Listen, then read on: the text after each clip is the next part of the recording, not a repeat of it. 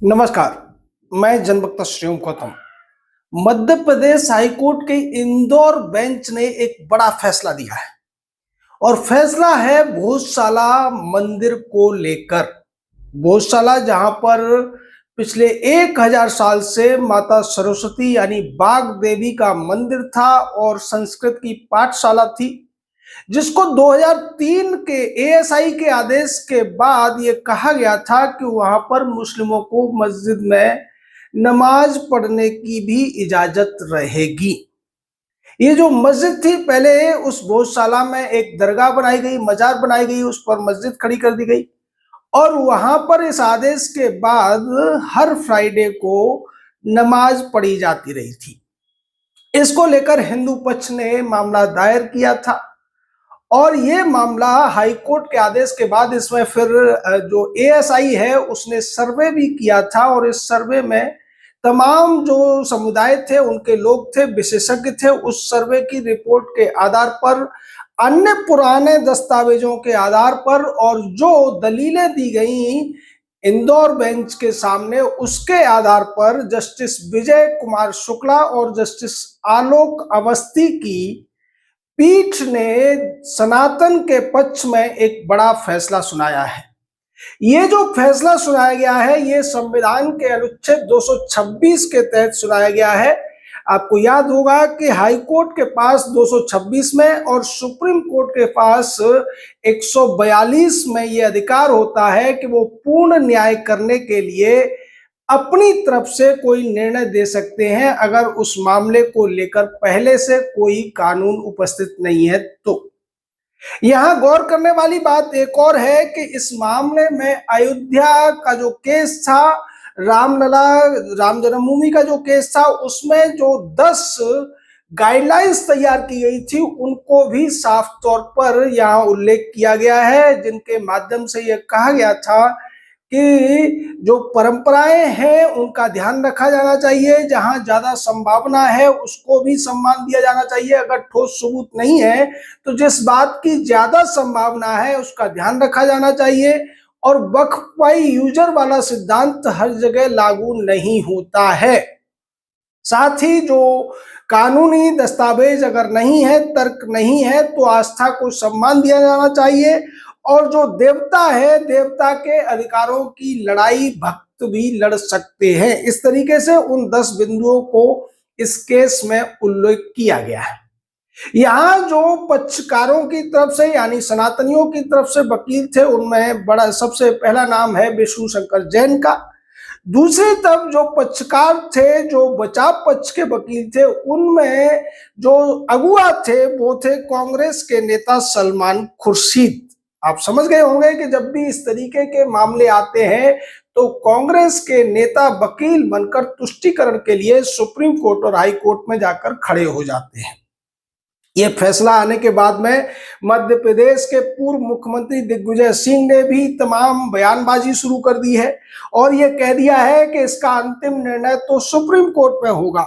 वहीं हैदराबादी नेता ओवैसी ने कहा है कि हम इस फैसले को नहीं मानेंगे, जैसा वो अक्सर कहते रहते हैं। लेकिन यहाँ कोर्ट ने साफ कर दिया है कि जब सारे दस्तावेज, चाहे जो पुरानी मूर्तियां हों, आर्कियोलॉजिकल फैक्ट्स हों, संस्कृत के तमाम जो शिलालेख हैं, वो सब इस बात की गवाही दे रहे हैं कि यहाँ पर मूल रूप से एक संस्कृत की पाठशाला थी जिसमें बाग देवी का मंदिर था। बाग देवी यानी माता सरस्वती, माता विद्या, इनका मंदिर था। और इसमें एक और चीज सामने आई थी कि जैन पक्ष के लोगों ने भी ये दलील रखी थी कि ये जैन मंदिर था। तो इस पर कोर्ट ने कहा कि शुरुआत से अब तक कानूनी तौर पर और हिस्टोरिकल तौर पर यह माना जाता है कि जो जैन धर्म कहा जाता है जिसको, वो एक हिंदू धर्म का ही संप्रदाय है और इन दोनों में आपस में बहुत ज्यादा चीजें मिली हुई हैं। हो सकता है कि बाग देवी के मंदिर में जैन तीर्थंकर की भी मूर्ति हो, या फिर इनको आप कैसे भी ले सकते हैं, लेकिन ये मूल रूप से एक संस्कृत पाठशाला है जो परमार वंश के प्रतापी राजा भोज ने यहाँ पर स्थापित की थी और ये मध्य प्रदेश के धार जिले में स्थित है। इसको लेकर पहले भी काफी विवाद हुआ क्योंकि एक पीछे आदेश आया था कि जो हिंदू हैं उनको सरस्वती पूजा करने की अनुमति थी, लेकिन मुस्लिमों को भी इस प्रांगण के अंदर नमाज पढ़ने की इजाजत दी गई थी, जबकि हिंदुओं की मांग ये थी कि चूंकि ये भोजशाला है, इसमें पूरे प्रांगण में हिंदुओं को आने जाने और पूजा करने की अनुमति होनी चाहिए। यहाँ सलमान खुर्शीद की तरफ से जो दलीलें दी गई उनमें सबसे बड़ा पॉइंट उठाया गया 1935 के वक्फ बोर्ड का जो एक्ट है उसका, और ये कहा गया कि ये इतने सालों से वक्फ की संपत्ति है। वक्फ बाई यूजर का उन्होंने हवाला दिया। दूसरी तरफ उन्होंने प्लेसेस ऑफ वर्शिप एक्ट 1991 का भी हवाला दिया और ये कहने की कोशिश की कि प्लेसेस ऑफ वर्शिप एक्ट के अनुसार 1947 में जो भी किसी धार्मिक संस्थान की स्थिति थी उसको ही अंतिम माना जाना चाहिए। इसके जवाब में कोर्ट ने कहा कि ये जो 35 का एक्ट है या वक्फ बाई यूजर है, उसमें साफ तौर पर इस बात को ध्यान रखने की जरूरत है कि जो वक्फ की जाने वाली प्रॉपर्टी है उस व्यक्ति के स्वामित्व में रहनी होनी चाहिए जो उसे वक्फ कर रहा है। वक्फ यानी अल्लाह के नाम पर लिख रहा है। अगर वो वैलिड नहीं है, अगर वो प्रॉपर्टी किसी और की है, तो उसे वक्फ नहीं किया जा सकता है। जैसा कि अभी वक्फ अमेंडमेंट बिल में भी ये कहा गया है कि जो प्रॉपर्टी अगर किसी अन्य की है, और यहाँ ये जो प्रॉपर्टी है वो 1000 साल से बाघ देवी की है, क्योंकि वही भोजशाला की अधिष्ठात्री देवी है, उन्हीं के नाम पर मंदिर है, तो जो डीटी या देवता होता है उसको भी संपत्ति का मालिक माना जाता है, वो एक लीगल एंटिटी होता है। इसलिए इस बात को नकारा नहीं जा सकता, जो कि याचिकाकर्ताओं की दलील है कि ये मंदिर की प्रॉपर्टी को ही तोड़कर मंदिर के जो मटेरियल था उसका इस्तेमाल करके यहाँ पर पहले दरगाह और फिर बाद में मस्जिद खड़ी की गई है। कोर्ट ने अयोध्या मामले का हवाला देते हुए कहा कि अगर किसी मंदिर की जगह पर ऐसा किया जा रहा है तो फिर उसको मस्जिद नहीं माना जा सकता है, पुरानी परंपराओं को माना जाएगा। वहां लोग कितने दिनों से भक्ति करते आ रहे हैं, पूजा करते आ रहे हैं, इस चीज को भी ध्यान में रखना पड़ेगा। इन सारी चीजों को ध्यान में रखते हुए और वकीलों की तमाम दलीलों को सुनने के बाद में दोनों जजों ने बड़ा ही ऐतिहासिक फैसला सुनाया और यहाँ पर संविधान के उस विशेषाधिकार का इस्तेमाल किया गया जिसमें हाईकोर्ट को 226 के तहत ये अधिकार दिया जाता है कि वो अपने विवेक से निर्णय कर सके। हालांकि जिस तरीके की आपको पता है हमारे देश में कोई भी अच्छा निर्णय जो बहुसंख्यक समाज के हित में हो उसको इतनी आसानी से स्वीकार नहीं किया जाता है, तो इस फैसले के खिलाफ भी ये लोग सुप्रीम कोर्ट जाएंगे इसकी पूरी उम्मीद है। लेकिन सुप्रीम कोर्ट इसी मामले में जब जो वहां पर सर्वे होने की बात थी तो उस सर्वे पर रोक लगाने की मांग लेकर कुछ लोग सुप्रीम कोर्ट गए थे, तो सुप्रीम कोर्ट ने उस मांग को खारिज कर दिया था। तो इन लोगों के लिए ये झटका तो रहेगा, लेकिन फिर भी चूंकि ऐसा लगता है ये जो तुष्टीकरणवादी पार्टियां होती है या इस तरीके के विवाद पैदा करने वाले जो लोग हैं, उन्हें ये लगता है कि सुप्रीम कोर्ट में जब तक सिब्बल सिंह भी है तब तक उन्हें नाउम्मीद नहीं रहना चाहिए।